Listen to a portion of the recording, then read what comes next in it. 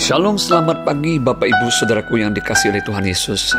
Kembali di pagi ini kita bersama-sama merenungkan satu bagian firman Tuhan dengan judul Tetap Rendah Hati Menggunakan Karunia Roh Kudus untuk Membangun Tubuh Kristus. Terambil dari 1 Korintus pasal 14 ayat 26. Demikian bunyi firman Tuhan.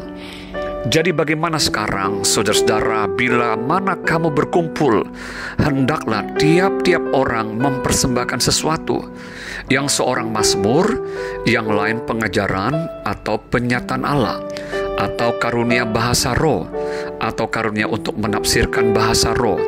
Tetapi semuanya itu harus dipergunakan untuk membangun. Saudara, dalam perikop 1 Korintus 14, 26-40 ini merupakan tulisan Rasul Paulus tentang peraturan di dalam pertemuan jemaat. Di jemaat Korintus memang penuh dengan kekayaan karunia-karunia Roh Kudus. Namun ada hal yang sangat rentan bila mereka tidak memahami maksud utama dari karunia roh diberikan.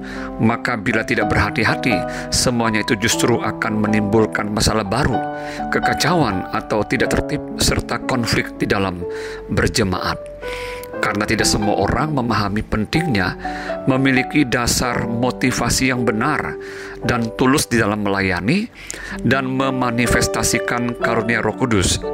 Semua karunia Roh Kudus seharusnya dipakai hanya untuk membangun tubuh Kristus, bukan untuk kepentingan diri sendiri atau mencari kepujian pribadi dari orang lain. Rasul Paulus mengingatkan dan menegur berulang kali kepada jemaat Korintus agar mereka sungguh-sungguh mengejar kasih dan karunia roh untuk membangun tubuh Kristus. 1 Korintus 14 ayat 1. Bukan malah merasa diri dan kelompoknya lebih superior atau lebih rohani daripada orang lain. Mengingat di jemaat Korintus telah terjadi perpecahan, di mana mereka suka berkelompok dan cenderung memisahkan diri dengan jemaat lainnya, seperti yang tercatat dalam 1 Korintus 1 ayat 10-17 dan 1 Korintus 3 ayat 1-9. Ada yang mengklaim mereka dari golongan Paulus, ada yang mengaku dari golongan Kefas, ada pula yang mengatakan mereka dari golongan Apolos. Semuanya itu tentu telah menyebabkan jemaat menjadi tidak bersatu, di mana seharusnya Yesus Kristus telah menjadi kepala tubuh di atas segalanya. Melalui perenungan firman Tuhan hari ini, marilah kita mengoreksi motivasi dan tujuan dari apa yang kita lakukan di dalam melayani dan memanifestasikan karunia Roh Kudus yang telah Tuhan berikan kepada kita. Apakah semuanya yang kita lakukan itu benar-benar semata-mata untuk membangun tubuh Kristus demi kemuliaan namanya? Atau kita sedang mencari identitas diri dan mau menunjukkan keberadaan atau menonjolkan diri kita di balik apa yang kita lakukan?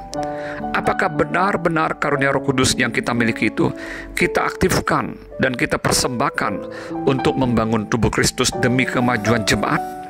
Atau malah menjadi tempat kita mau mencari pengakuan dan kepujian hanya untuk menampilkan diri? Mari belajar untuk tetap rendah hati, menundukkan diri pada otoritas yang Tuhan telah berikan di atas kita. Terutama tunduklah diri kita di bawah kaki Kristus. Dan biarlah kita menyadari bahwa kita semua hanyalah hamba, doulos, budaknya Tuhan yang telah dipercayakan untuk maju bersama dengan Dia membangun tubuh Kristus agar kerajaannya semakin luas dan nama Yesus dimuliakan di dalam semuanya. Selamat beraktivitas, selamat pagi, Tuhan Yesus memberkati.